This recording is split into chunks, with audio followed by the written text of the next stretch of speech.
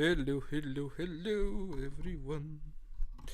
It is I, your captain speaking. Will once again venture into the beautiful world of the seventh sea, as it is now something that we are doing without really furthering deeper into anything else. Let's just dive into the Game Master's Guide to 7th Sea. Starting with chapter. Perhaps the orb Perhaps the orb exerts a repulsive force on the cogs similar to that of two similarly aligned lodestones. We begin with the standard at the time stern warning to players not to read this section and then move into the metaplot narration, this time from an archaeologist named Edward Hollingsworth. He's come into two Cernf artifacts, a 3-inch brass-like sphere on a silver rod and quarter of bluish cogwheel covered in wires, which wrap around a grey orb and have immense tension. After a visit with a man named Lord Weberley, it is discovered by Weberley's niece that it's a musical instrument, but it's dropped and nearly kills the niece when the string snaps and the orb goes barreling through a wall. We are informed that the 7th Sea plot will be continuing as time moves on, and that while now it is 1668 in Tia, time will move there as well. We start off with a rather in-depth look at the Avalon. Elaine, of course, is based both on Elizabeth I and King Arthur, while her advisor Derwidon is Merlin. And then we are shown a map of the Isle of Avalon, secluded into 24 different, I would say, locations, because the map is as well separated into different not divisions, domains. Oh, yeah. Elaine, taking the front, has returned the She to Avalon and brought the magic back. In Avalon, the nobles and the commoners are closer than in most nations. Elaine is well beloved by the people, and that keeps them loyal, but a hated lord cannot expect anything. Avalon fashion is, well, utilitarian. They have invented the pocket to free up hands, tend to long hair and facial hair, and frown on wigs and makeup. Married women wear their hair up, and maidens braid it. Avalons fucking love alcohol, beer, stout, whiskey, meat, they love it all. Except wine. They don't drink much wine. They eat cabbage, carrots and beets, and their favorite meat is rabbit. Venison is illegal. Fishing, however, is extremely common. As a result, the Avalons tend to be sturdy, powerful folk. The nobles love imported delicacies, but only of food. Everyone loves local beer and ale. Avalons are also renowned both for hospitality and for superstition. The superstition comes from the presence of the She, who follow strange rules. Sometimes it is vital to throw spilled salt over the shoulder or keep a copper penny in the left shoe.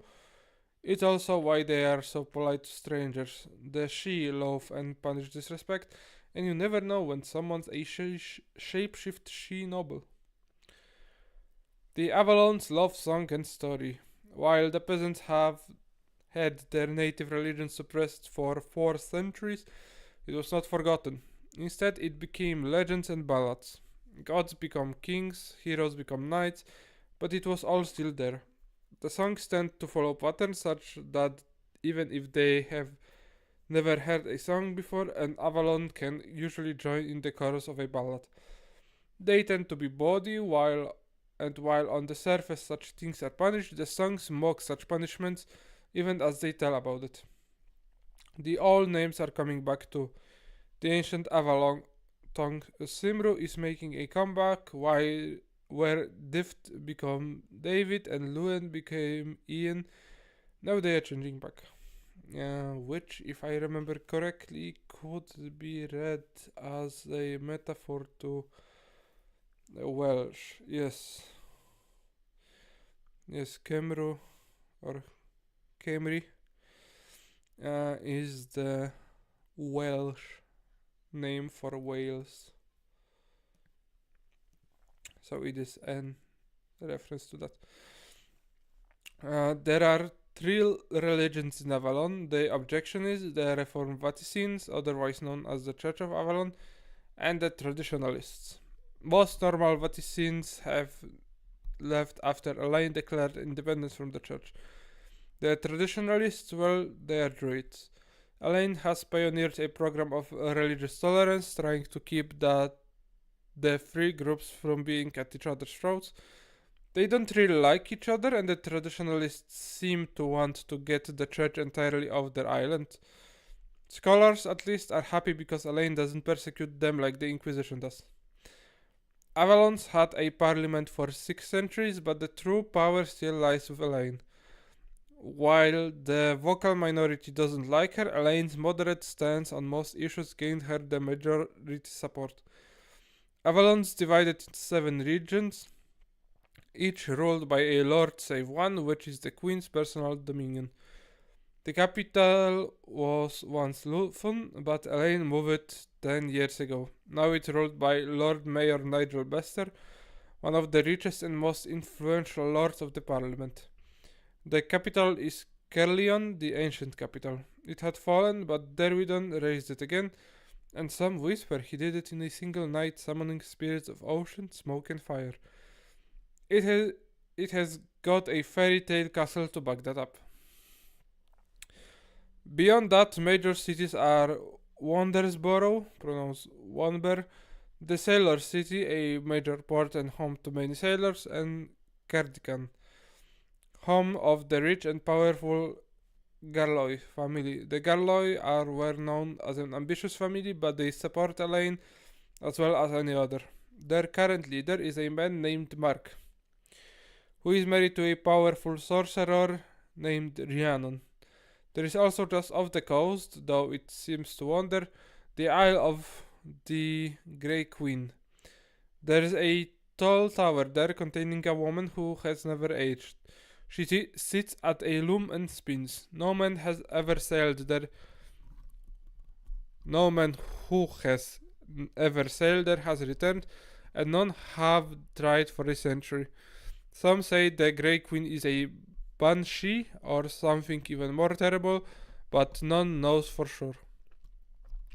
While Elaine's got a very powerful navy, Avalon has no standing army. The nobles objected, but Elaine focused on the navy because they couldn't afford both, and the navy brought in money. The Avalons are thankful Castile is busy, as otherwise the seat of the Vaticine would be coming after them.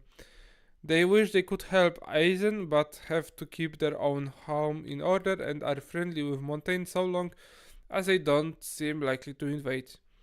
They don't know much about Usura and they distrust Vodache and Vendel. They fucking hate pirates. And then we get a map of Innismore, which has 7 points of interest and 4 domains. Innismore, just across the water, is an independent nation allied to Avalon.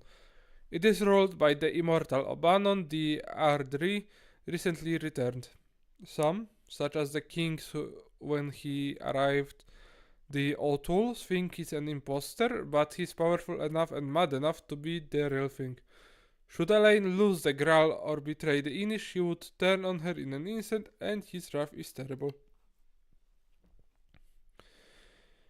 The Innish claim to have been placed under Egesa when their nation was formed, a spell that enforces 4 laws that form the basis of all society. 3 they live by, and the 4th is for those who don't. The first law is that of hospitality. All men must be hospitable.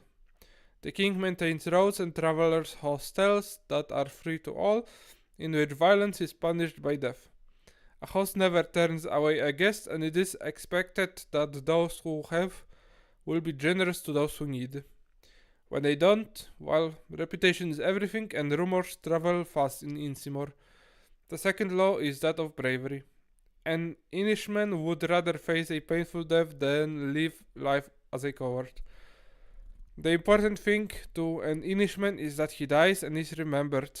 Violence is casual, event friendly. Fistfights are respectful and very common. No weapons, of course. The winner always buys his foe a drink. After all, he fought so hard he couldn't get up, and that's what matters. The last law is loyalty. So long as a promise doesn't force a man to betray the other laws, he cannot break it. His first loyalty must always be to his own honor, and his lord is second. A strange idea to most people. This individualism can make the Inish very distinct in a world such as this one. The fourth law is justice. Those who break the law are punished. The Inish believe the land itself will conspire to do so, but if they witness a transgression, it is their solemn duty to set it right. The only way to atone is to quest to clear your name. Traditionally, that involves attempting the impossible and often dying in the attempt, but there is no better way to clear your name than that. Like Avalon, the Inish love song. They've got a ton of them. Rebel songs, war songs, love songs, drinking songs. The bards, the Filids, are a very important part of Inish culture. They are a unique feature of the Inish, a sort of holy person and living history. The native religion of Ingismore worship gods said to live in worlds beyond this one. They claim the magic can reach the gods, but the gates have been closed for centuries. They aren't all that concerned about it, just worship on holidays and live well enough alone. Anyone they feel can become a god. It's a matter of making a big enough legend. This is why reputation is so important and why the worst thing you can call an Inishman is coward. The holy men of Ingismore are the druids, wise men who know the secret truths. They learn the way of the world and how to predict them, and many believe them to be magical. Bards are the initiated druids, historians, and song singers, but also priests in training and seekers of secret knowledge. They also serve as messengers using the famous Inish 7-legged striders, magic bulls that can walk the entire island in a single day. Like the Avalons, the Inish are superstitious. They know never to block a river, for the Sidhe will punish them if they do. The water is important and must be let to go where they will. The capital of Ingismore is Tara, home of the Fallstone. It was cursed in 600, but when the Obanon returned years later, he broke the curse by letting his blood fall on the Fallstone.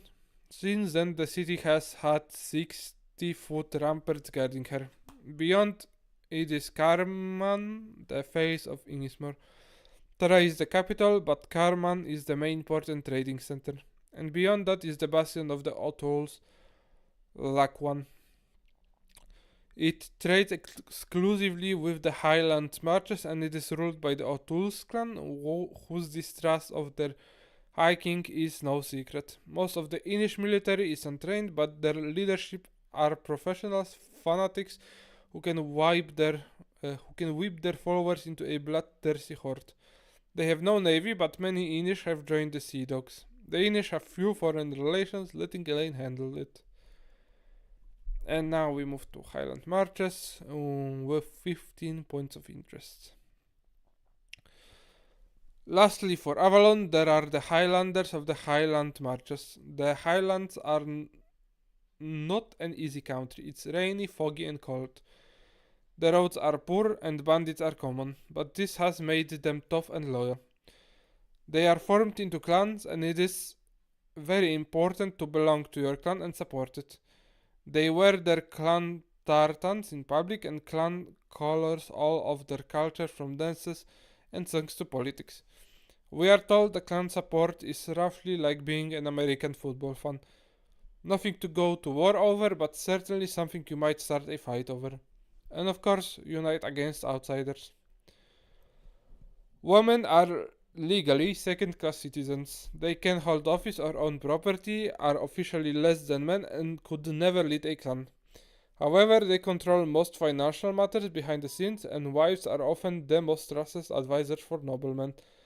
Women can also join the army, and one of the most famous of the Sea Dogs is a Highland woman, Bloody Bonnie McGee.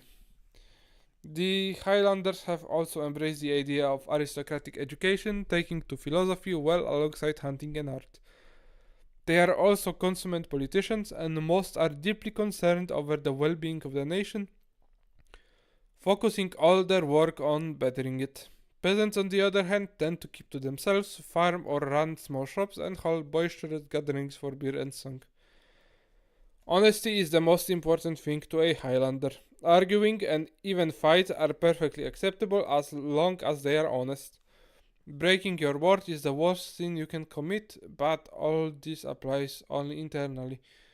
Deceiving a foreigner is nothing, and many noblemen make a game of it. Beyond that, they are rather similar to Avalon. They have a parliament in which all the heads of the major clans serve and are overseen by a high king. Currently, that James Macduff, leader of the Unifists faction, the Unifists being supporters of alliance with Avalon who supports Elaine's leadership. He is opposed by the Separatists who want the Highlands to be sovereign and separate nation. Their capital is their oldest city, Kirkwall, and once a month its population triples for the meeting of the clans in the King's Grand Hall. There is also Connickmore, home of the McBride clan, leaders of the Separatists. So far they haven't achieved much, but they are patient. The Highlanders generally allow Elaine to deal with the outside, but maintain relations with a number of nations, and are on good terms with both Vendel and the Westermaneviar, thanks to careful maneuvering. No discussion of Avalon would be complete without covering the Sidhe, however. They are known variously: the Tuatha Dé Danann, the Dwyn Sidhe, Twilith Teg, the Goodly Folks, even fairies, but no Avalon would ever dream of using that word which they despise. They fear and hate cold iron, though no one has ever gotten a clear explanation of what makes iron cold, so it's safest just to avoid any and all iron around them. They are walking dreams, legends made real. They can be found anywhere in the world, though Avalon is where they call home in this world. Their true home is the ghost isle of Bryn Brails, which appears at dawn and vanishes at dusk, or at least that's the gateway to their home. There, it is forever a frozen spring, blossoms covered in frost.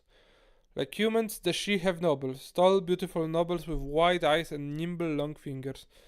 Only those they trust have seen them eat and drink, and they are terrified of looking into mirrors. They are all lords and ladies and are ruled by a king and queen, though no human has ever seen the king of the Sidhe. The queen is powerful, however, far more so than her husband, or so they claim. She has never been seen in the same form twice and refers to her appearance as her costume, for the Sidhe are shapeshifters. She is always seen with a mortal man whom she calls her knight.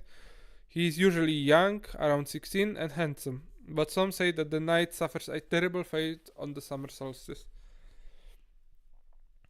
As the Sidhe are beautiful, so they are terrible. They are like thunderstorms, vast, powerful, and unthinking in their fury. They are capable of great beauty, but terrible cruelty and vengeance. Their magic is powerful, and their wrath is more so. This, of course, is only for the Seelie court, the blessed. There is also the Unseelie, though so-called unforgiven. They are said to be the creatures of living fire, of burning shadow, full of passion, where the Seelie are distant and far more aware of the terror they embody. There's also the lesser Sidhe, the common folk. Goblins, boggins, and brownies are among their ranks. Like all Sidhe, they appreciate good manners. Respect is the key in dealing with the goodly folk and must always be remembered.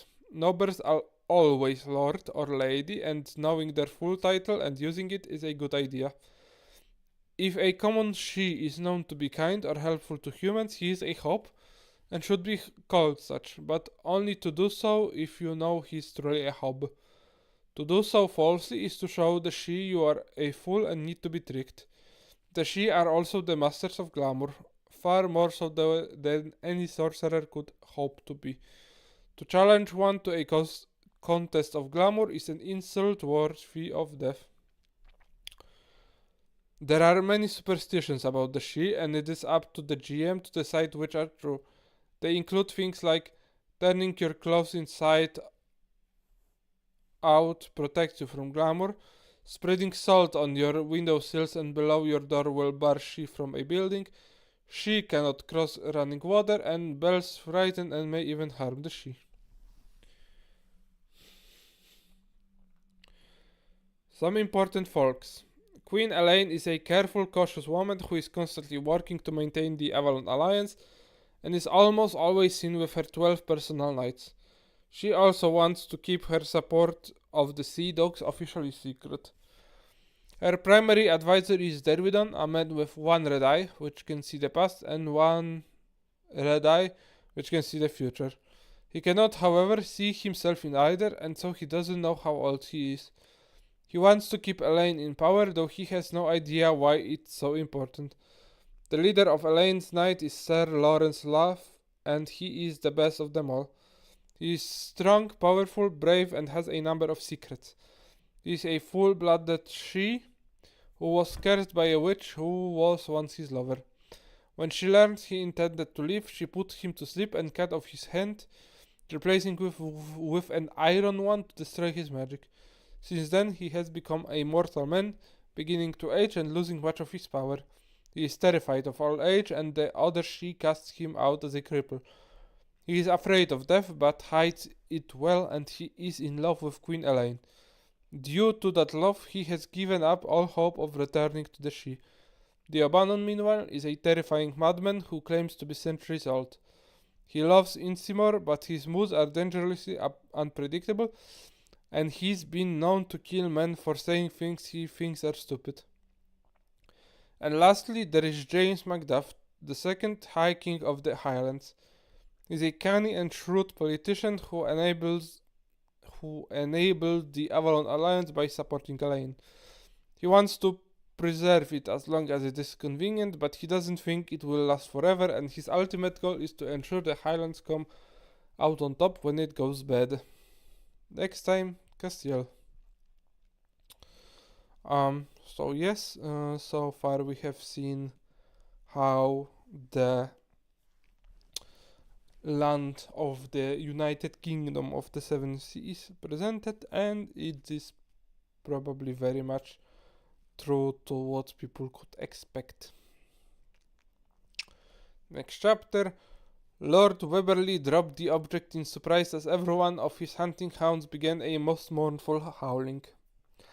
And we begin that with the map of Castile, which is separated into 19 points of interest and 5 domains.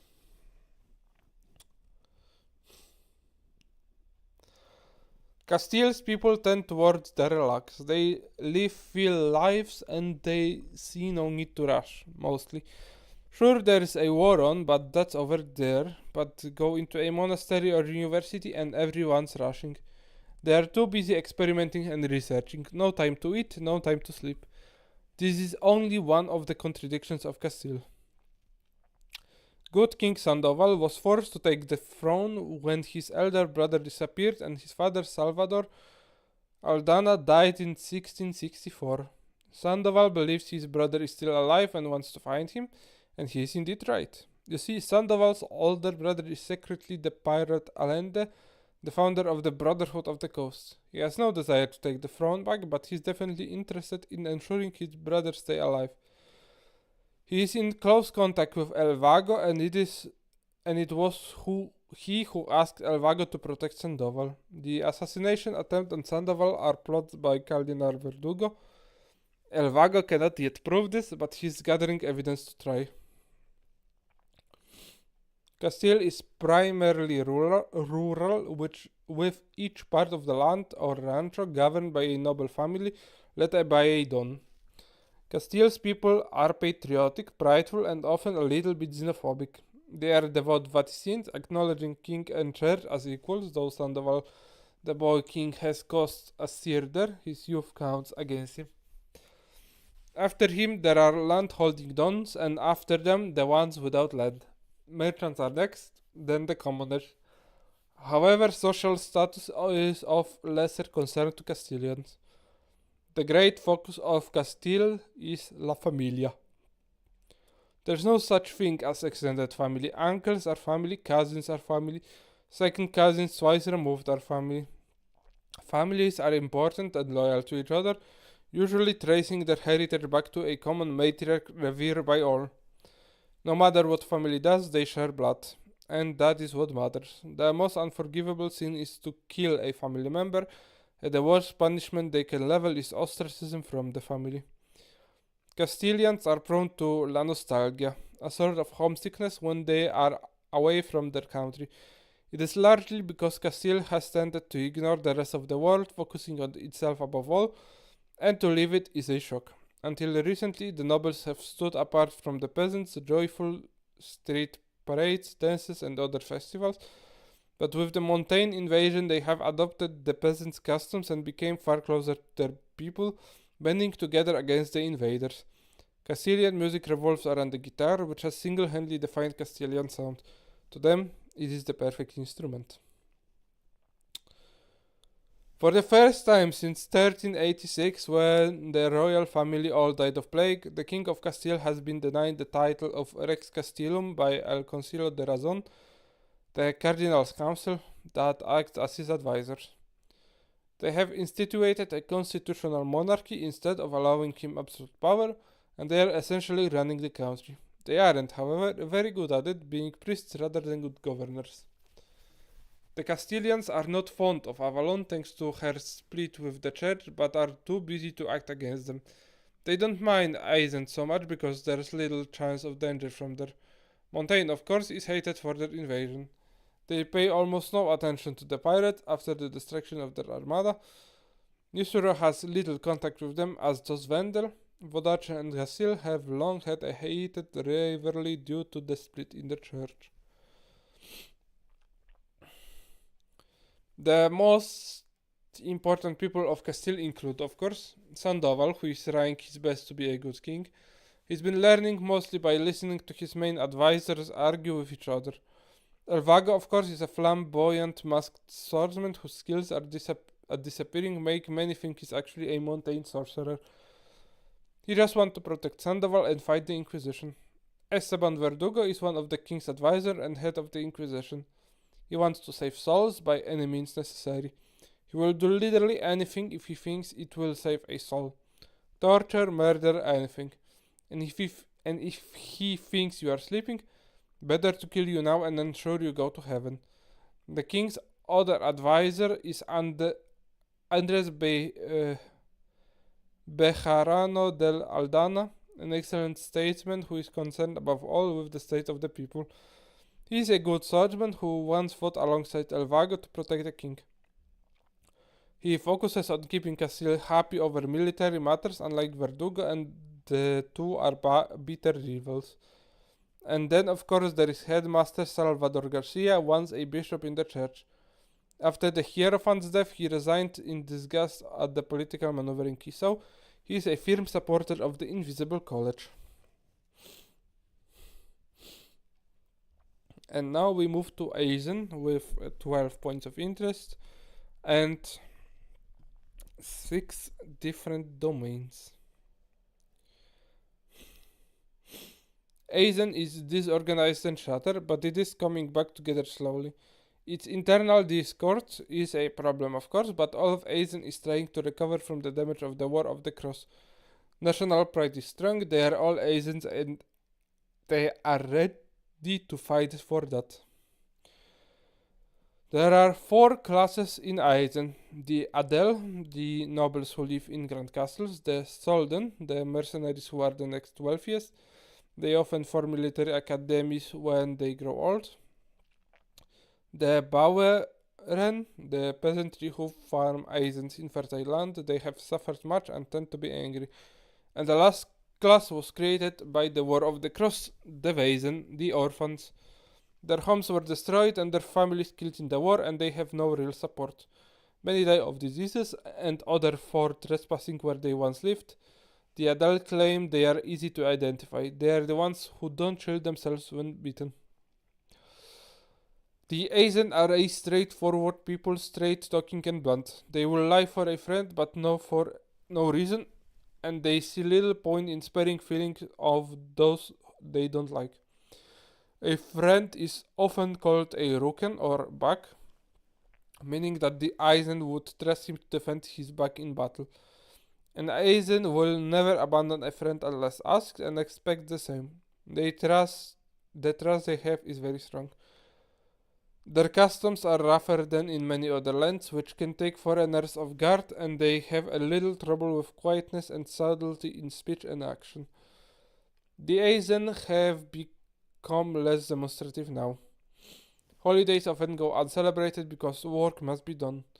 Children eat first to ensure they will eat at all, even before honored guests, and it is custom for those who have enough food to bring a gift of it when visiting to ensure they have enough to eat while they serve you the best they have.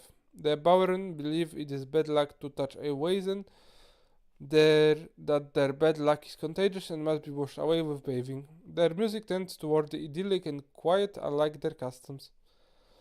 Aisens are split between vaticine and objectionists, and workers often discuss religion as they toil.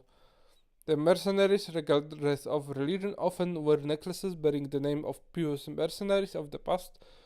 These are called Heiligen and are believed to be protected by the spirit of those named. The four most common names are Imperator Weiss, remembered for his religious tolerance, Imperator Gottschalk I, remembered for creating the Hierophacy, Stefano Wolf, an objectionist who wasn't actually an Eisen but was a major figure in the movement, and General Strauss, champion of the Eisen vaccines. The land is governed by 7 Eisenfürst, each with their own Königreich. The first is most recent, Freiburg, the Free City, governed by Niklaus Trage. He is the first atheist to rule openly, and he was made so by the horror of the War of the Cross. He believes all men are traitors for the right price and has been known to curse out passing priests. He tries to do his best for his people, manipulating them to do right by using their moral failings. Freiburg pays no taxes and relies on free trade. In fact, its government tries to do as little as possible. Traug believes Freiburg will not live to see its 5th anniversary, for his atheism is not liked by the other Eisenfürsten. The next is Vischer, ruled by Reinhard von Vischer, a kind man who has let his land go to ruin following the death of his family in the war. His land was ravaged, and most of his income comes from tolls on merchants. It has more Waisen than any other area. The third is Pusen, ruled by Fauner Pusen. She is most prosperous of them, except perhaps the Freiburg, and her land was mostly untouched. The fourth is Heilgrund, ruled by Stefan Heilgrund. He works to reunite Aizen, but the others sees him as a brash young fool and have no desire to submit. Indeed, only Niklaus will talk to him as a potentially useful tool. Stefan is rumored to collect occult books and objects for no clear reason. The fifth Königreich is Fischler, ruled by Volk Fischler. He is a brooding man who discovered Drachensein in his land in 1649, thus earning his status. His land was once part of Ziger and Heinzel, a fact that Erich Ziger has never forgiven. Fischler is depressed and lonely. Once he was surrounded by nobles who looked down on him for being poor, and now by nobles who fawn on him for being rich. Much of his money comes from fishing, but the fish are getting less and less common, and now Fischler is wrestling with whether he should cease all fishing to let them recover. Doing so could be ruin, but so could not doing it. The sixth Königreich is Ziger, ruled by Eric Ziger. Technically, it is Castile land, but when Castile tried to claim it, they found a madman in a fortress willing to fight over burnt, salted mud. They decided not to bother. Ziger has trouble feeding his people, but he is stubborn enough to never give up, and that may be enough to keep the Königreich alive. The final one is Heinzel, ruled by the jovial Georg Heinzel. He has come out virtually untouched by the war and in fact by most political realities. He focuses on art and culture, surviving by Heinzel iron mines, which make enough money to let him focus on those things. All of the Eisenfürsten keep their people busy with public works, but Eric Ziger has taken to having his peasants move loads of dirt around for no clear reason, much to their confusion. The Eisen do not wear their panzer hands safe when going into battle, so the traditional challenge to a duel is show me your fists, literally meaning put on your glove. They do not trust Avalon at all, believing all Avalons to be liars. They like Castile but aren't going to debate religion with them. They see the Montaignes as arrogant but rich children, worth being polite to but not very smart. They like the pirates because the pirates bring in money, to Freiburg and to Eisen mercenary guards. Eisen also likes Usura because Usurans tend to like Eisen, be quiet and strong. They respect Vendel and the Westen, despite Vendel's role in helping start the War of the Cross, and they do not trust Vodace at all. The Eisenfürsten are the rulers of Eisen, and while we have talked a little about them, there's more to know. Stefan Heilgrund is a little in love with Fauner Posen, but she has nothing but contempt for him.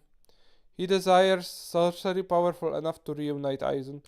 George Heinzel is, well, kind of senile. He is an old man and has trouble telling fantasy from reality, and his advisor, Marcus Stefan Adolfo, tends to handle matters of state. Fauner Posen is a brilliant tactician with no time for romance at all, and all she wants is to ensure that Posen remains prosperous. Eric Ziger burned and salted his own land to keep Castile from claiming it, and since then he's been trying to restore it. He had an illegitimate son, but he disowned the boy after finding that instead of military school, as intended, he went to university. Ziger really wants nothing to do with the rest of the world, not after his service to the last imperator ended with his land being seized. He just wants to keep what's his now and bow to no man. Niklas Trauger is a bitter man, and he is currently writing a book on philosophy with the aid of his scribe Logan Gottschalk Ziger, yes, Sigerson, which will put forth ideas on morality and ethics without need of religion. He hoped to finish before Freiburg falls to inevitable attack. Next time, Montaigne and Yusra.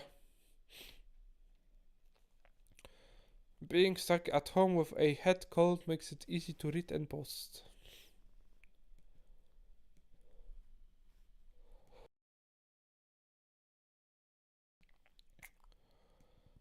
And now we move into another chapter.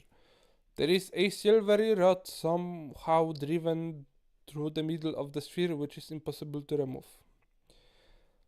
And focusing on Montaigne, which has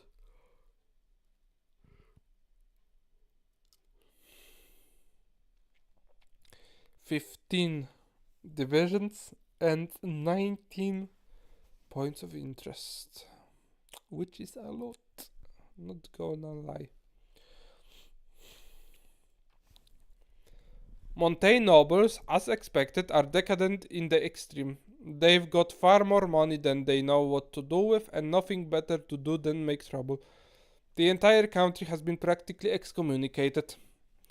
And while the nobles don't care, it's made the peasants very, very angry. There is a number of people to keep an eye on. General Montaigne is a peasant whose reason to change the entire face of military theory more than any other man in a century. He invented the rifle line and is the first commander to ever command an army. His A pragmatic general willing to do anything to win a battle. Gun down retreating foes, cut off supply lines, anything. Then, of course, there is Leon Alexander's youngest daughter, Dominic. She has shown no potential for sorcery at all, and so has been ignored by her father. But the ritual that foretold that also foretold, after L'Empereur had already turned away, that her child would be the greatest sorcerer in the world. This was hidden until Dominic discovered it recently, and it will be the trigger to world-shaking events, which we won't tell you about yet. Montaigne is beautiful, fertile, and glorious. Its people are fit and clean compared to the rest of the world, and they are said to set the style for the others. That's the nobles, of course. The peasants are rather less ambitious. Due to primogeniture, Montaigne nobility is rather complex, and child swapping of lesser sons is fairly common, to the point that except for the firstborn, lineage is often very hard to determine. This is a practice called shuffling. The social strata of Montaigne are highly divided. The royal family wields absolute power. The current wife of l'Empereur is a Vodace witch named Morella Aluse Gianci, his third wife, and the third wife unable to produce a male heir. The last wife was mother to three of the emperor's 9 daughters, Castilian, and died of feminine ills. Below the royals are the nobles. The landed nobles are highest, followed by the lesser nobles. Beneath them there are petite nobles, the gentry. They are noble by virtue of being rich and, like second sons, spend most of their time traveling between estates, mooching off their hosts. Currently, having gentry staying with you is highly fashionable. Below them are the nobles around the disfranchised nobles. There are emissaries and dignitaries for the crown. Below them are the courtesans, the talented commoners, poets, genies, jesters, actors, and so on. Below them are scholars, then merchants and craftsmen, and then the peasantry.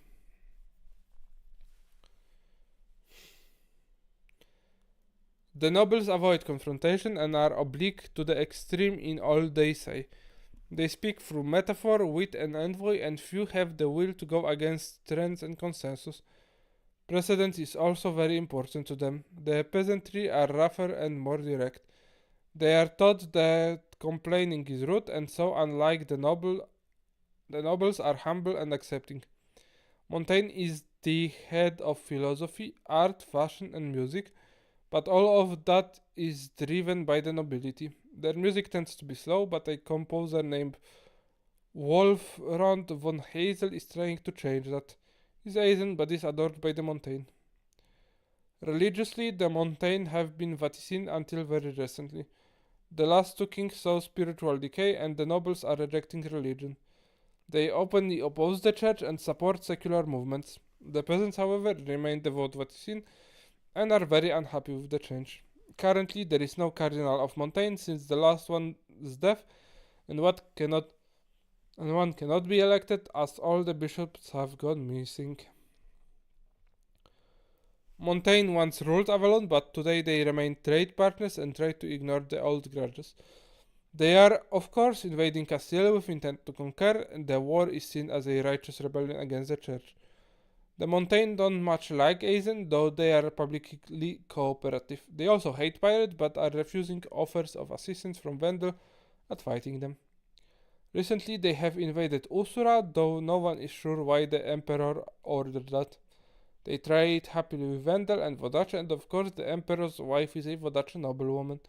The Vodace are really the last true allies they have.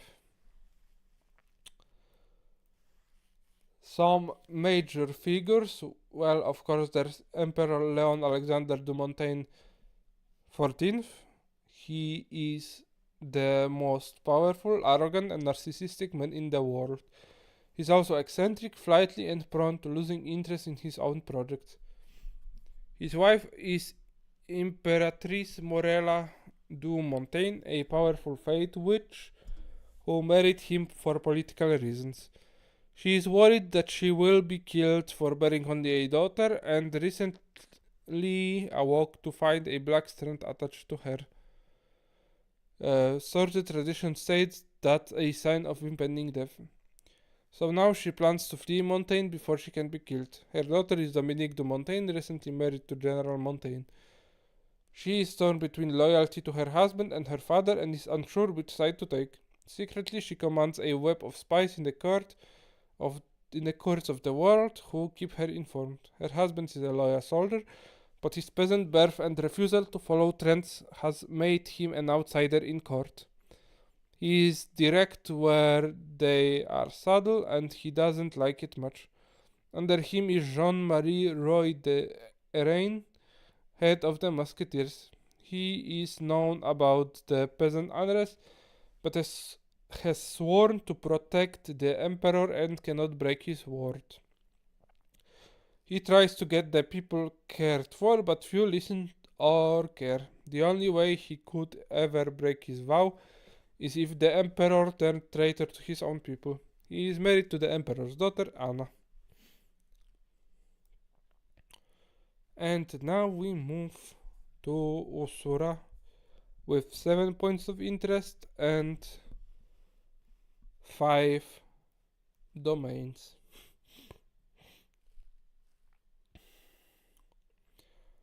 Most of the world looks on Usura with pity and contempt. Their religion is backward, their people uneducated, their nobles boorish. Why, they are even ruled by a commoner. But they don't speak too loudly, for it's said that the forest of Usura can hear every word spoken, and the land itself is more terrible than any threat could be. Usura is cold and rough, but her people don't really seem to notice. After all, Matushka provides for her own, and if she is hard, it is only to make them strong. The people tend to be gentle, contented folks. They don't fight much, but they are very open about their emotions. This and their general lack of guile and restraint makes other nations view them as very large children. They are also deeply religious and superstitious. No Usuran would ever doubt the existence of Matushka.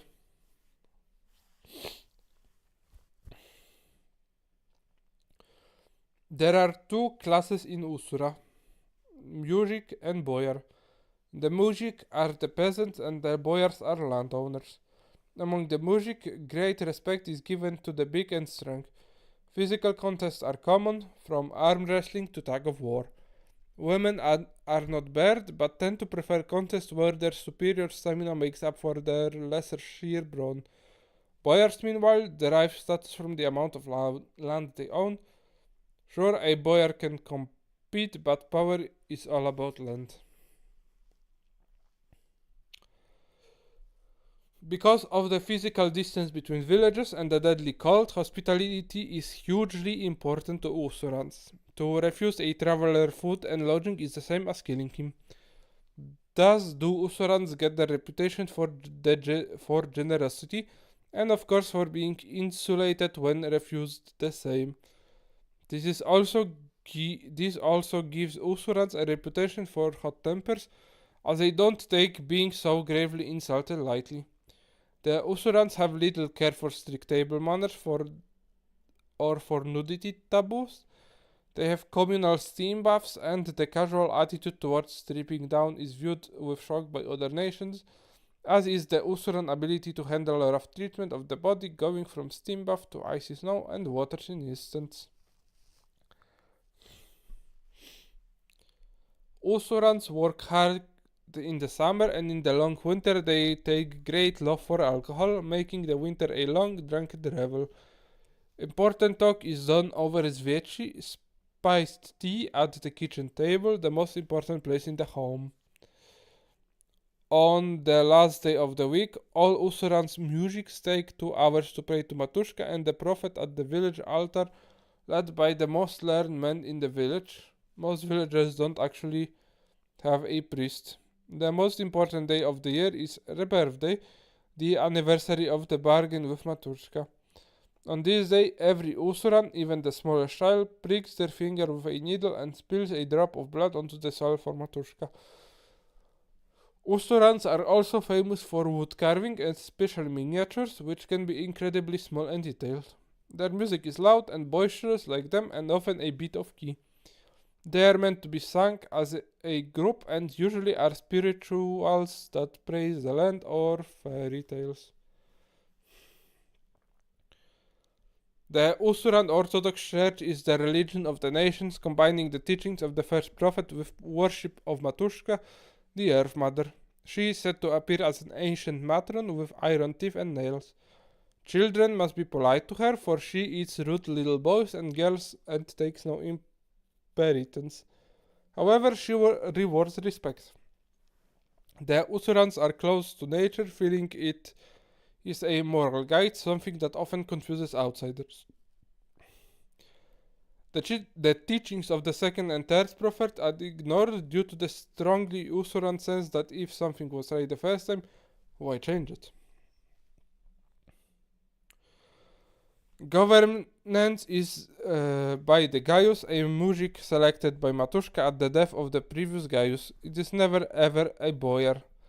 The current Gaius is Ilya Slavivograd Nikolovic, a serious man who once, when insulted by a boyar, had the man thrown to his own dogs and watched him be torn apart. Ilya is guarded by the Stelets, his personal musketeers. He is aided by the Knyaz Duma, the Boyar's Council. There are 5 members, each the leader of a powerful family. The prime position is held by the Novogorovs, merchants whose leader can assume the form of the Great Wolf, the king of all wolves. The current Novgorod leader is Alexei Pavlov Markov V. Novgorod, an ambitious and unpredictable man who, unlike most past Novgorod heads, does not lead the knyaz. Then there are the Vladimiroviches, whose leader can assume the form of Grandfather Bear, the fiercest bear in the world. The third is the Pskov seat, a family that competes with the Vladimiroviches for trade with the Crescent Empire. They are also called the Tabularius, the guardians of the faith, and are very pious. Their head is said to be able to take the form of a drachen. The fourth seat belongs to the Ryasnonova, whose head has the shape of Firebird, a hawk whose feathers are burn bright. They are the smallest family, but fierce and tenacious. They occasionally trade with the Kafians. The last family is the Pietrov, led by the mysterious Koshi. Koshi can turn into a raven, but his flesh is waxy and corpse-like, and he has held the Pietrov seat since the founding of the Knyaz Duma centuries ago. Usura has no standing army, but no invasion of the land has ever succeeded. Attackers die of plague, mysterious summer freezes, or other strange happenings. The Castilians say that the church has conquered Usura, but they are wrong, and the Vatican has made almost no inroads at all. The Usurans are, as a result, very superstitious. They practice a numerous rituals to ensure good luck. For example, a tree is planted at the birth of every child. It is very well. If it does well, they feel so will the child. A legend of a man who went to war, whose death was known because his child tree withered and died that instant. Excuse me for a moment.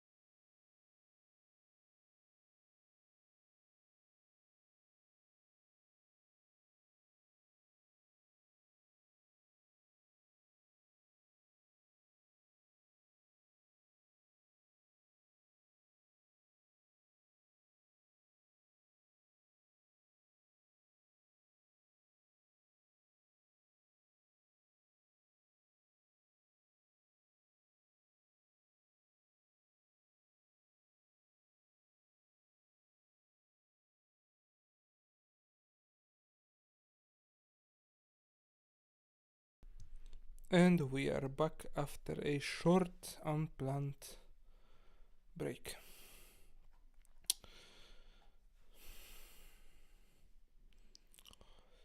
So, to begin from the beginning, Usura has no standing army, but no invasion of the land has ever succeeded. Attackers die of plague, mysterious summer freezes, or other strange happenings.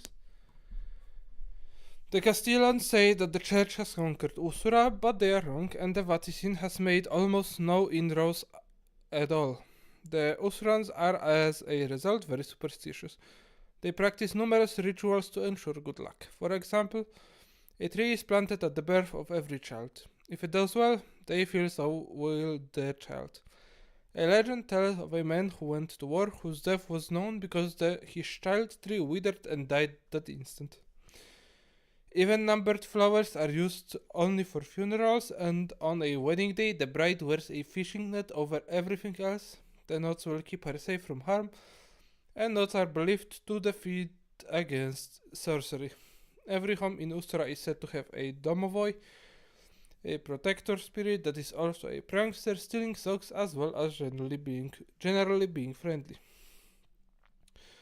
Usura likes the Avalons. They are fun and friendly, but woe betide the Avalons who cheat at an Usuran for they have long memories for a grudge. Castile is seen as stubborn and pig-headed but good-hearted. The Usurans feel there is something wrong with Eisen, the land, and therefore the people. They are afraid any Eisen they meet might go mad and start cutting off heads. They have nothing but contempt for Montaigne, and the use of porte near them seems to sometimes cause physical pain. Usurans don't actually care about pirates since their fleet is mostly fishermen. They are quite fond of the Vandals and confused by the Vodache. Some major figures include the Gaius Ilya Grozny, Sladivogorod Nikolayevich. He became a Gaius at the age of 9, and the boyars took him away from his family and treated him cruelly to break his will before his 16th birthday. If it worked, they would control him. It didn't. He took the leader of the plot and fed him to dogs, earning the nickname Grozny the Terrible. He is popular with the people but keeps the boyars on a short leash. As the Gaius, he is said to have the power to strip the magic of Pieriemen from any nobles at any time, even while they are in animal form. He has nothing but contempt for the boyars and wants to remove those who abuse the power. Kościej Bolchinia Pietrov, the Undying, is the only boyar who shows no fear of Ilya. He has held his seat since the forming of the Kniaz Duma, and he is a frequent visitor to Katai, apparently able to ignore the walls of fire that bears the path. He is obsessed with caring for his family, tending them as a gardener would his plants. Some has fled the nation to escape him, but he somehow finds them anyway, apparently unheard by their fear. He can turn into a raven, but seems to have other stranger magic. If Ilya were to hurt his family, he would turn on the Gaius in an instant. There is also Katerina Fischler Dimitrova, once Catherine Fischler, sister to an Eisenfurst. She changed her name when moving to Usra, thinking the Gaius position was hereditary. She has since learned that it changes practically at random, and that the marriage she worked for is not, in fact, the political coup she thought it was. Now she works to try and improve the primitive conditions of Usra, making it her purpose in life. However, she would still love to make life easier for her brother. Then there is Alexei Pavlov Markov V. Novogorov, head of the Novogorov family. Publicly, he pretends to be traumatized by watching his father be eaten by dogs, but privately it fuels his ambition. He has the spirit skin of the Great Wolf, giving him the power to command wolves, which he uses to seek out objects of power so he can achieve godhood. Alexei's father wanted to rule Usura, but Alexei wants to steal the power of Matushka herself. And then at last there is Pyotr Siev Andropovich. Pyotr is the son of a woodcarver. Andropov and once saved Ilya's life at a woodcarving festival. He was made one of the Stelets and has since risen to become their leader. He is not the smartest man, but is easily one of the most methodical. If told to search a house for someone, he would have his men take it apart piece by piece and dig into the foundation for tunnels. He is a pious member of the Lutheran Church, but that does not let it get in his way of his service to the Gaius. He is one of the few men allowed to call the Gaius by his first name. He is incredibly loyal and would do anything for Ilya. Next time, Wendel, the Western Maneuver, and Wodacze. And if everything goes according to the plan, it also should be the end of this part. We will see if it will be the end of the book as well. The sphere can be spun on the road with almost no applied pressure and continues spinning for a long time before being spun, but to what end I am uncertain. And now we go to Wendel with 15 points of interest on the map and 8 islands. Everyone knows there's trouble between the Western Maneuver and the Wendel. The reason why? Names. The Western Maneuver hold names sacred, and the Wendel are changing them all, and with each one, the Western feel they are losing touch with their sacred ancestors. The Wendel, of course, see this as superstitious nonsense. This is the core of the problem. The islands are split politically between the old tribes and the Wendel League. The largest island, Odis, once Odis Wolf, is fairly Wendel, but the rural people of the other islands are the Western Maneuver tribes for the most part. The two groups are the same blood but far different in philosophy. The Western Maneuver recognizes kings who are elected by blood and sacrifices of pain for wisdom and have historically divided themselves into 3 castes. Jarl, the warrior caste, Karl, the farmer caste, and Thrall, the serfs. The Jarls ruled the islands for centuries until the Karls started to learn from the merchants of other nations and displaced them. Within a decade, the land has changed. The Western still hold their herdings, a few scattered provinces, but they have no high king. He's been missing for longer than most can remember. No one dares take up their role now. In Wendel, all falls beneath the fall of the guilds. In Wendelland, all is for sale, including law. There is only one social divider, the guilder, who has it. The Western value 4 things: courage, loyalty, honesty, and luck. Courage, of course, is valor in the face of danger, but not foolhardiness. Loyalty is first to family and then to others. Honesty is hand in hand with this. Courage being honesty with oneself, and loyalty being honesty with one's family. And luck? Well, they feel that every man is born with a measure of luck, and those with a great deal are to be honored. Those with the wrong kind of luck, well, they are to be pitied. They also hold both myth and stories in an almost spiritual regard, and as linked, both can leave you lightheaded, make you think you can do the impossible, and get you into a lot of troubles. The Wendel, on the other hand, value cunning and resourcefulness. Where the Western value tradition, the Wendel took to adaptation and realized that they must change or die. Neither is entirely wrong, and that makes them both angry. The greatest piece of Western music is the Grumfather Cycle, a collection of epic poems about the creation of the world and the rise and fall of gods and heroes, ending in a battle of massive destruction that ends the universe. The men who tell tales and recite poems and songs are skalds, honored for their memory of the past, because the Western believe that a soul lives on so long as its name is remembered. Their music sounds primitive to modern ears. In Wendel, beautiful art can be found in the guild houses. Sculpture, paintings, carvings, only Montaigne equals them. The Western religion is solid, undebatable. Their gods are not faith, they are fact backed up by the runes. Their priests see ancestors and can call on their power. They believe a great hall awaits them in the afterlife, but only those who die in battle can go there. There they fight a great serpent that wishes to devour the world. Their religion is a living myth, and those who master the runes are called Ypres priests, the high priests. The Vendel, meanwhile, have turned away from this, embracing objectionism wholeheartedly. They are currently engaged in a 30-year plan to build the greatest cathedral in the world. The Western would follow a High King as the embodiment of the Grey Wanderer, King of the Gods. However, he cannot just be crowned, he must undergo an ordeal in a hidden place in a cave. In the center of the cave is a tree, and at its root is a well. The king must rip out one eye and drop it in the well, which will then reveal its wisdom to him and mark him as High King. The Vendel method. And an excerpt from the book. The Vendel method is less bloody. It involves small slips of paper, a pencil, and a box. They tally votes, and the person with the most becomes the Lord Mayor of the city. The Lord Mayor appoints a Lord Sheriff who appoints deputies. No blood is involved.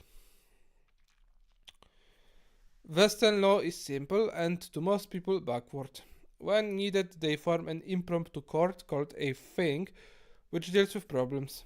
They convene only when families cannot resolve problems themselves and need higher authority. When they reach a decision, it's up to the family to enforce it.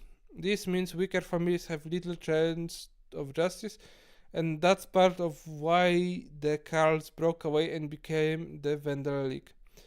The Vendel, meanwhile, are governed by the guild houses. There are 9 chairs and 91 seats. The chairs are held by the founding guilds. The merchants, led by Valmok of Vendel, once Sigvald Mjoke.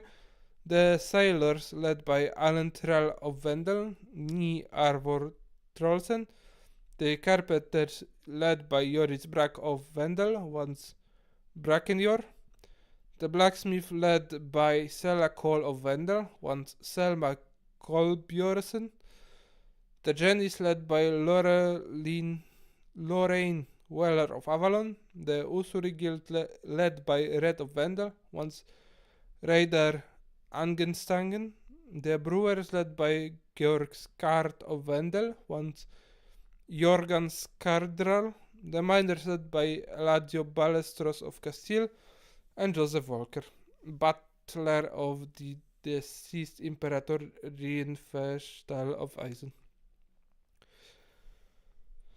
The Western have little industry, but the Vendel are merchants supreme, having changed the face of the world with the Guilder. They announced it would have a set value that would never ever change. Merchants adored this, it's so easy to use after all, and it exploded international trade. It is now the most popular coin in the world, and Vendel is the most popular tourist destination.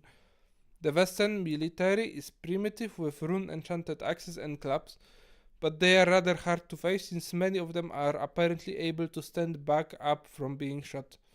The Vendel, on the other hand, entirely hire mercenaries.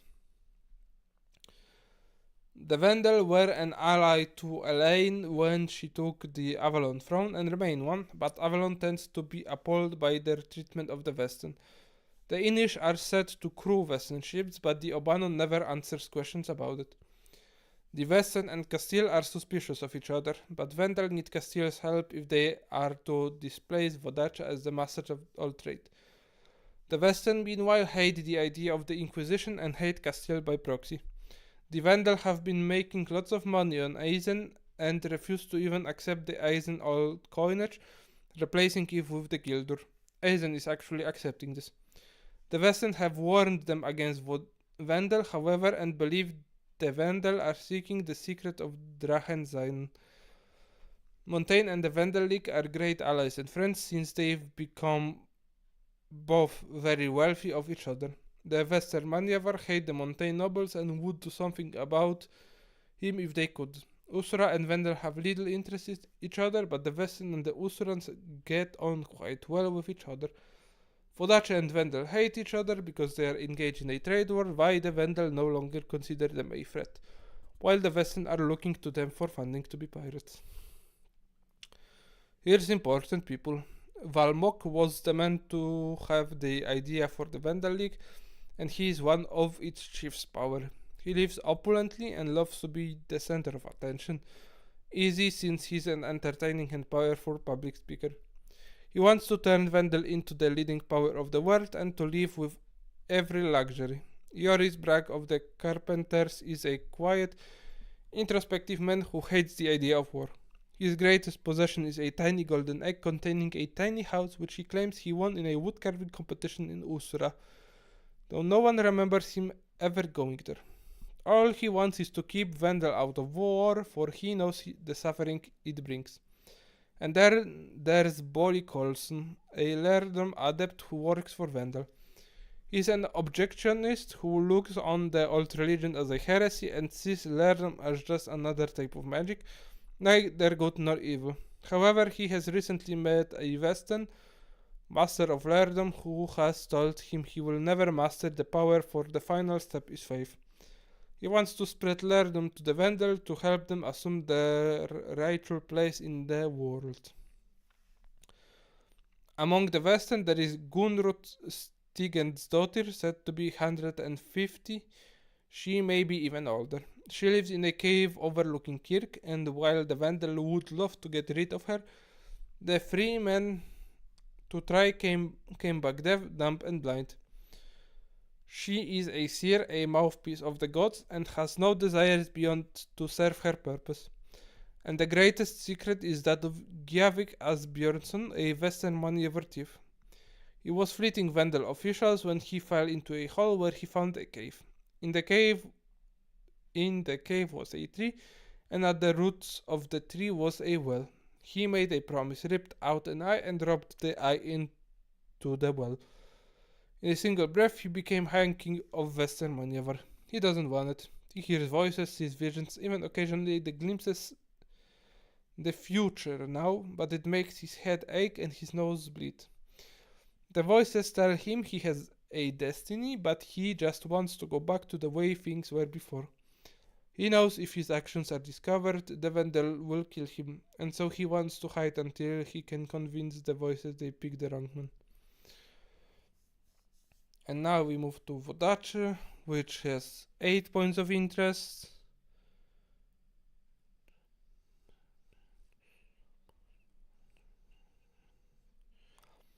8 domains and 7 additional islands.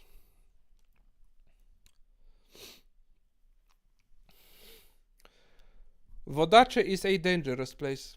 Its people favor treacherous tall architecture with narrow bridges and walkways, and the whole place seems about to fall into the sea. The politics are worse. Wodaczy is ruled by 7 merchant princes, the most ruthless men in the world. They are for once reluctant allies in the trade war with Vendel, but they are all cousins and they all know each other for backstabbers. They've been as many as 12 princes before, and as few as 3. Continental Wodaczy is a set of peasant provinces ruled over by the princes on their southern islands. The islands themselves are actually linked clusters of smaller islands, the Wodaczy Keys, that are currently divided into 7 main groups by the princes. The men of Wodaczy are proud and hot-tempered, quick to take offense and quick to duel. A man in the island is judged by how he spends his money. A proper man never worries about price, but only a fool is taken advantage of. The women are quiet in public, but their arcane power is not to be trifled with. The peasants are sharply divided from the nobles, but at least they live well. They farm, eat massive meals, and sleep. There are festivals, but most peasants do little more than work and rest. There is also a middle class of merchants and artisans, some of the most talented in the world. They compete massively, and bargaining is a national pastime. A man who cannot make a deal is not a man, and a woman who cannot shop properly is worthless. The nobles or signore are serious men who bicker among themselves for wealth and pride, the cornerstone of Wodaczy. When they convene, it is on the mainland in a neutral estate to prevent tactical advantages. None of them trust each other. Princes do visit each other for weddings and funerals, but sacred traditions hold that at these times none are to do any violence. The princes compete to show off for the lesser nobles, holding elaborate feasts to show their money and power. The final class are the courtesans. They are exempt from the rules of how women are to act, being educated and witty, where well bred women are modest and shy. Romance is a virtue, but marriages are arranged, you see. While normal women are illiterate, courtesans are expected to be scholars, but they lack the protections of normal women from danger. And of course, noble women have the magic, the sorte. They do not read, but they manipulate fate as masters at dichotomy they have long bothered many scholars, and which the church has used as an example of the price of sorcery of the soul. For if you must give up knowledge, what is life worth? This power is the reason women are so controlled. If they were not, no man fear they would seize all power. There are few rules of etiquette to keep in mind when in Vodache. Never meet a woman's eyes, you offend her husband. Always meet a man's eye, or you are a coward. If someone does a service, give generously. To do so shows powers you can't afford. To not do so shows you can't afford it. Never let your touch sword another man, even by accident, or else you call his blade poor, and he must challenge you to a duel to prove you wrong. And never ever refuse a challenge. Family is also important to the Vodache. Your father's skill is as important to your reputation as your own in your trade, and you never ever speak ill of the dead, even your worst foes. Vodache is strictly vaticine, but they are also famous for adultery and sorcery. This is because the Vodache church spent much time strictly defining what sin is and what it is not. Rumor has it that some of the most decadent Vodache are clergymen, but it has never been proven. Religion for the Vodache is first and foremost a tool of politics. They control 5 of 10 seats of the church ruling council, and these 5 must be won over for any policy to be made. Sin for Vodache is inaction. Sloth is the greatest sin, followed by envy. Do not envy your neighbor, but go make your own fortune. The sin of lust for Vodache is not in the wanting, but in the failure to act on it. Pursue what you love, do not sit by and do nothing. Vanity and pride are sins only if unjustified. Know yourself, do not fool yourself. The sin of wrath is again one of inaction. If you feel fury, challenge the man who enrages you and justify yourself. If you cover at home and do nothing, that is a sin. Gluttony, of course, is the sin of consuming more than you should, but the Vodache define more than you should differently.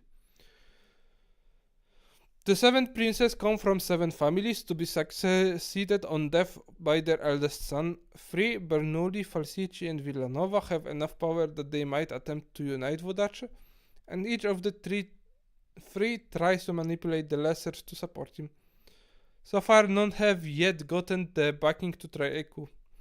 The first family is the Bernoulli, a staunch church family that is granted the right to trade with the Crescents.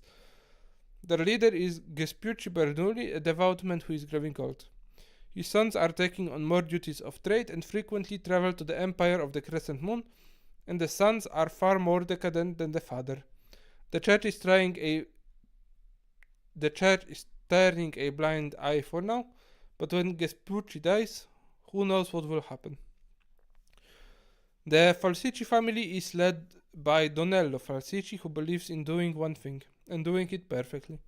For him, that is making wine. Falsici wine is some of the very best, and men have missed their own weddings to attend his parties. He lives opulently and owns the most fertile part of the mainland, so he is very rich.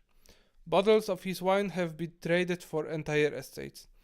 The Villanova family, on the other hand, are famous for their treachery. Their leader is Giovanni Villanova, whose father Allegro died at 32 when he fell down a flight of stairs. Giovanni was only 10 then, and his brother Giam stepped in to help the young brother rule, but he grew sick soon and died after 2 years when Giovanni took full control of the family. He rules with an iron fist, and he controls the only university in Vodache. Diona University, famous for its sciences, especially medicine, for the doctors there are less squeamish than those in Castile. The Lucani family has only been around for a century. Before them, then their land was owned by the Villanovas. The, Lu- the Lucangis were given the land as a reward for loyalty, and they have struggled to keep it since. 4 years ago, the family's control was given to Alberto Luciani, and it's clear to Alberto that the Luciani wine trade is worthless compared to the Falsicci. However, their cloth is amazing, and focusing on noble embroidered cloth has made Luciani a rich man. But when fashion shifts, who knows what he will do? The Mondavis make their living on rice and agriculture, led by Alcide Mondavi. He is the only prince to live on the mainland much of the time, though he cannot live there permanently due to various treaties. He is the least social of the princes, least decadent, and most prone to visiting the mainland. The Mondavis seem fairly happy with the status quo. While the Bernoullis may control foreign luxuries, the Vestini family rules domestic ones. 200 years ago, the Vestinis gained control of the best craftsmen by inducing them to move to their island. They were strong enough to keep it, and so they made their fortune. Oddly, the name of their leader isn't listed. The last family is the Caligaris, led by Vincenzo Caligari, the world's foremost expert on the serpent. He was old 10 years ago, but he shows no signs of retiring. He has modeled his home on the ancient Numa Republic, and he spends much of his money on getting more and more synth artifacts. He believes they are the reason he lived so long, but whatever the reason, he hasn't been ill in 30 years, and his eldest son curses that daily. Vodace has no standing army, but each prince keeps a house guard and garrison, and every nobleman learns how to fence. They haven't got an official navy, but their merchant fleet is armed and keeps marines on board each ship to fight pirates, and could easily be a navy at the cost of trade. Officially, the Vodace want nothing to do with Avalon, but rumor has it that they trade using the sea dogs. Castile and Vodace often have strained relations, but are very similar to each other. The Vodace also fear Asian invasion given the state of the nation and their own fertile lands. They like the Montaigne since the Montaigne buy a lot from them, and they fear Usura. The Fate Witches have felt a shadow over Usura protecting it, and that scares them. Thanks to the predictions of the witches, Vodaces suffer less from piracy than many, but they still fight them when they can see them. And of course, they really don't like Vendel and may soon erupt into war against them. The only reason they haven't attacked is that no single prince has the power to face Vendel alone, and doing so would mean admitting to go behind the back of the others for more trade. Some important people include the infamous Giovanni Villanova, a man who's a villain, knows it and loves it. He pushed his own father down a flight of stairs and poisoned his brother over 2 years to gain control of the family. He drives his university scholars to research dark secrets, hoping to control Vodace. Whatever he wants, he takes. His personal courtesan is Juliet, daughter of Veronica Ambrogia, the inventor of the Ambrogia style. She is well educated and one of Giovanni's greatest advisors. Secretly, she is smuggling witches out of Vodace and pray that Giovanni never learns of it. Beyond them, there is Vincenzo Caligari, the man who would be immortal. This is why he's learned so much about the serfs. He believes their artifacts hold the secret of immortality. He'd kill anyone and so anything for that. His niece is Beatrice Caligari, sister of the Imperatrice of Montaigne. She is said to be able to control even the dreaded Blackstrands, and is the greatest fate witch of the age, or so she believes. Even her uncle is terrified of her, and the other witches say she's tangled up all her own strands, though none can say why. She wants to push sword magic farther than it has ever gone before. Lastly, there is Donello Falsicci, a winter of immense skill. He loves parties and guests, and his parties are famously safe from poison, for any poisoner would be banned from further parties. He wants to make friends and increase his influence, but lately he has been feeling ill, a fact he is concealing. He is extremely loyal to his friends. And that ends the descriptions of the nations. The next one are pirates and the religious nations. But let me see. Oh, it's not very long. So yes. We will go over this part and then we will end, as this will be the end of this book as well. The chapter name: I swear that I saw the cloud pulse and grow a little bigger right as we lost sight of it. The most organized pirates are the Brotherhood of the Coast. They started out as a group of prisoners on the island of Bucca of the coast of Castile. It was located in a very dangerous part of the sea to prevent escape. Rumor says that the plague broke out there, but only those who were they know what happened for sure. Whatever it was, though, the inmates overcome the wardens before anyone knew what was happening and captured a supply ship. They set sail and before long had captured 3 Castilian galleys, 2 mountain warships and a Vodacem merchantman. 2 years later, they are the scourge of the seas. They've got ships from every nation that sails the sailors from across the world. And why? Because people want freedom. The Brotherhood offers it. They are still based on the island of Bucca, now protected by the prison's dangerous water full of reefs and shallows. There's only 3 maps of the area and they own 2. The third was stolen from the office of Castile High Admiral by unknown thieves and hasn't been seen since. There's only one safe approach and the king of the Brotherhood, Allende, has laid in traps in those waters. Only he and his men know the one safe path. The island itself is self-sufficient as has enough food and water for the Brotherhood.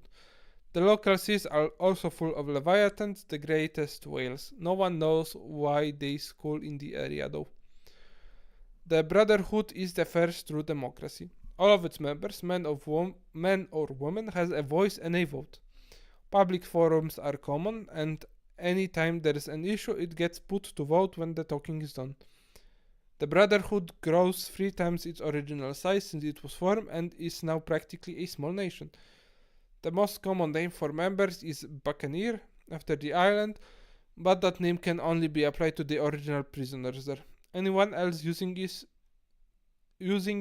is in for a nasty fight.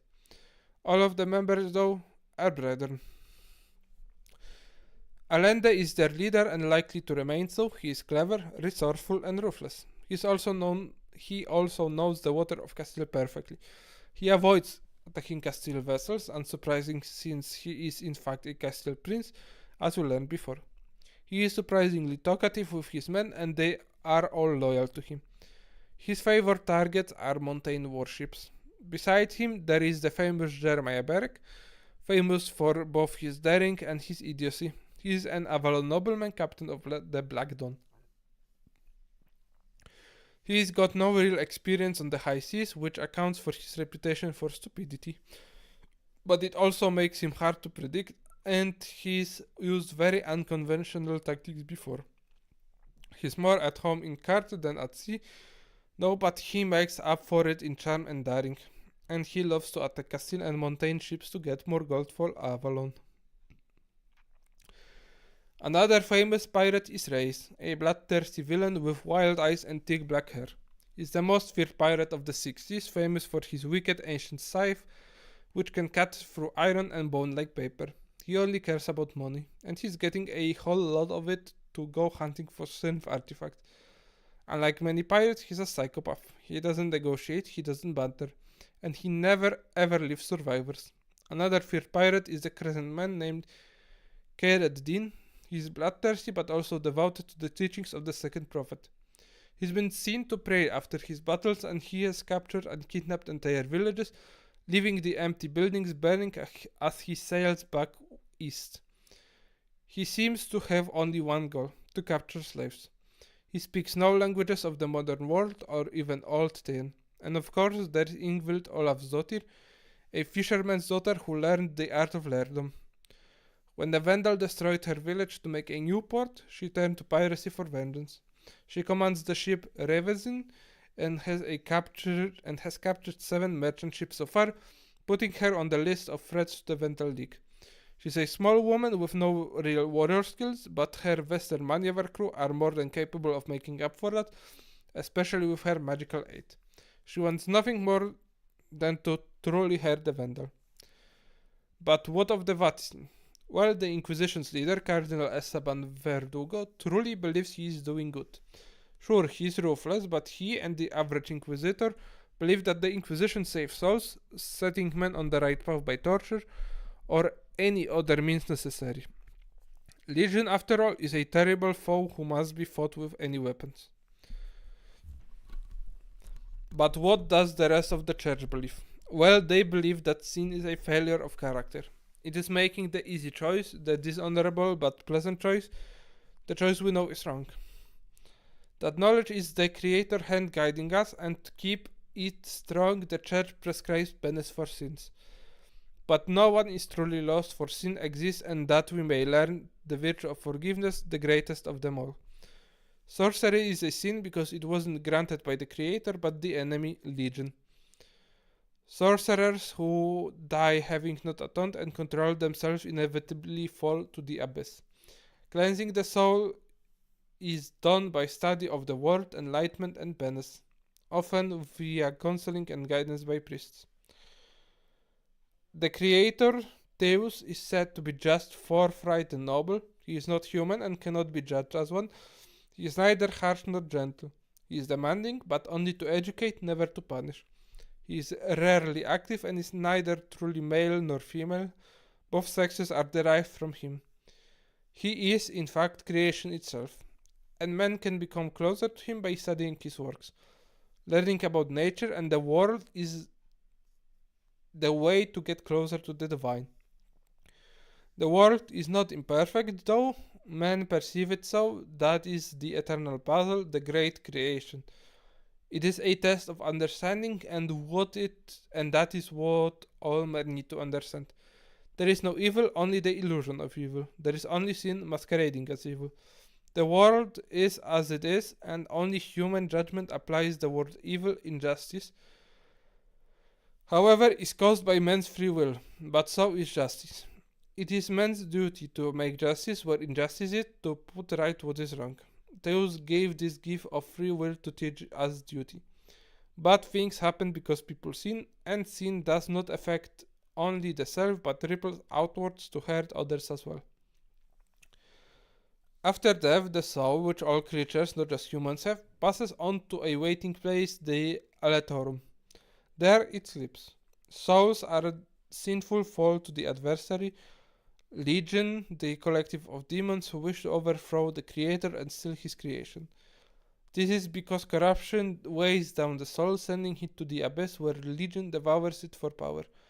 The third prophet foretold all the souls in the Aletorum would eventually awaken in the time of the fourth prophet and make war on Legion and the fallen. As one might guess, there are in fact angels and demons in this theology. Now, what are the secrets of the secret societies? Well, the Explorers, Invisible College, and the Rose and Cross don't really have them, or so we are led to believe. They are what they appear to be. The Kreuzritter, however. The Kreuzritter, the Black Crosses, were not really destroyed. A token force was, yes, but the rest went into hiding when the Hierophant warned them the attack was coming. They became the Hierophant's servants and personal guards after they were wiped out, evolving into an elite secretive organization that have served as bodyguards, messengers, and assassins. They answer only to the Hierophant, though of course there isn't one now. Their leader is no Verdugo though, but is instead a kindly old man named Günther Schmiedl, who uses them to serve the gentler goals of the church and aid those faithful who need it. We are told that Los Vagos have only 22 members, plus 2 dead ones, a fact that won't actually remain true for long. Only 3 know El Vago's true identity though, and if we want to learn it, we'll need to buy the Castile book. Their goal is to protect good King Sandoval and Castile. The Rilasciare, well, the reason they hate sorcery is because they are humanists. Sorcery is a power that makes someone better just by birth, and they hate that, and want to end it forever. They also hate law, feeling it is a way for weak, feeble men without moral authority or willpower to control others. They call this dominion, and it is their great foe after sorcery. Sophia's daughter do in fact have a magical longevity potion, which only the highest ranks of the group have access to. It is given only to a handful of people who have proven worthy, because the leadership feel a need for certain people to remain around for some long-term plan we are not told about. There's one other society with no sign of sigil, Novus Ordo Mundi. It has only 13 members and it was founded by ancient senators in Old Numa. Its purpose? To control the world. Its pawns never learn its true extent, and most do not even know it exists. They work circuitously. A man steals a shipment of oranges, so a merchant is short on taxes. He must make up loss and find a large shipment of lumber that must hit to Wodacze. He buys it and sets sail, and because he has never done anything illegal, he is not questioned. But beneath the lumber are hidden certain artifacts that are stolen and being smuggled in. That is how Gnome works. Who they are? Well, we are not saying. But buy more books. I said buy more books. Here we move to a new chapter and get introduced to a merchant named Vincenzo Lucani, who is negotiating with a churchman over donations, learning about science, and hearing about a shipload of certain artifacts being attacked by pirates who were consumed by a mysterious black cloud after the crew fired one of the artifacts at the pirate ship. We also hear more about the nobleman whom our archaeologist friends visited, Lord Weberly. He's a political mover and shaker whose butler secretly hates him, apparently turned by the man's enemies. What's here? Well, not much that interesting. Stuff on rules, mostly, and we'll skip it. We learn about wiles and flaws, virtues and hubrises for villains, and get some plot hooks based on advantages players take. Useful, but not that interesting for our purposes. There's also animal stats. Birds, cats, and some strange ones like ospreys, winged snakes from the Isles of Cern who can be tamed as pets. There's also the boca, a swarming, hopping rodent that is basically a furry plague of locusts. And ghouls, huge flesh-eating apes. Ghosts occur when people die unnaturally, and each ghost is pretty unique. They are immune to normal weapons, have no stats, and can only occasionally harm people by throwing objects. Most can't do that. They just moan and scare folks and can make themselves selectively visible. Montaigne has mirror ghosts who render Porta unusable around themselves. Their full information is in the Montaigne book, we are told. Griffons are quadruple birds the size of wolves who hunt in packs. Hinds are thin deer of incredible speed with glowing horns. Cutting the horns off kill them. But they can be made into jewelry that makes people faster. Leviathans are immense whales, 3 times bigger in fact, and night terrors, while they are living wisps of green fog that slip into your mouth as you sleep. They torment you with nightmares and can only be killed by overcoming your fears. If you don't, you die. They can be forcibly removed from the body, though by kissing the victim. That transfers the night terror into the kisser. Some generic ruin monsters that are easily customizable. Sea serpents. They're gigantic sea serpents.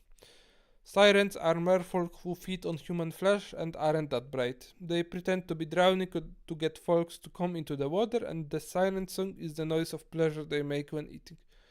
Succubi are creatures that live in the midst of the walkway that Montaigne sorcerers travel. They don't do anything except try to convince them to open their eyes. That's it. Zombies are worthy of special mention. A zombie is a small rat with tentacles for limbs and great tendrils in its mouth. It lives in the water. It crawls into a body via the mouth, usually corpses, and controls it from the brain cavity. It eats the brain. It has all the skills of its victim and uses them to find new victims, transferring into the new host to eat their brain too. This can happen to the living, who have only a little while to get rid of the thing before they fall completely under its control. There's no known way to bring them back, though the Senf might have had one. That's it for that chapter. This is from a sailor's viewpoint. A sailor aboard the ship mentioned before. Pirates attack the ship and they are running low on cannonballs. The pirates are closing in, so he heads below deck and finds a silver sphere that's just the right side. It's really heavy, but he manages to get it loaded and fired, and when it hits, there's a flash of light before the pirates are devoured by a cloud of inky blackness. It never faded as they sailed away, just stayed there, pulsing. And this chapter is more rules. Useful rules, mostly but boring. We do learn something the core book didn't mention clearly. Porta takes both hands free to use because you use them to rip a hole in the air. Also, if you abuse your glamour, the she will come after you, apparently, and turn you into a tree. Spirits seek out power, Lerdom mages for help. Spirits seek out powerful Lerdom mages for help, and the Usurans try to keep Pierim secret, apparently. This wasn't mentioned before, and it can make things a bit awkward.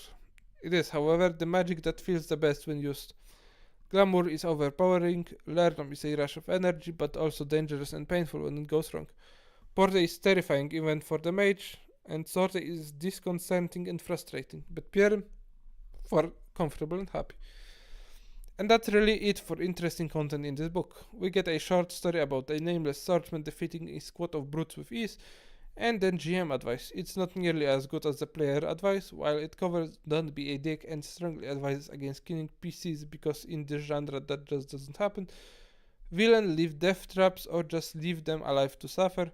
It also specifically advocates a playstyle that not everyone likes, with tons of cheating and die fighting to make sure things go the way you like. It does at least give some good advice on how to shape story teams and how to ensure everyone's having fun, which is what matters most. Next time, the first adventure in the Erebus Cross series, The Lady's Favor. And yes, that is all for this stream. We have managed to go into 2 hours of time, which is very nice. And yes, we are slowly, I would say even very slowly, moving through the first edition books. I would say that so far so good. It looks pretty nifty, but at the same time, I can see that the first signs of one of the 7th creators started to appear with the advices on cheating and die fighting. Because remember, there is nothing more important than for everyone to have fun at the table. And it is also very important to be honest with your players and your GMs about things you want to do. Because if things seem interesting, everyone should agree on doing those things. And even so, it is much better to agree for a consensus about certain things than to try to push those ideas against everyone else and even cheat to get there. But yes, we shall see in the future if that is what will happen. And for today, that has been all. Thank you for listening. Remember to comment and come back in the future, because we will stay a bit longer with the pirates.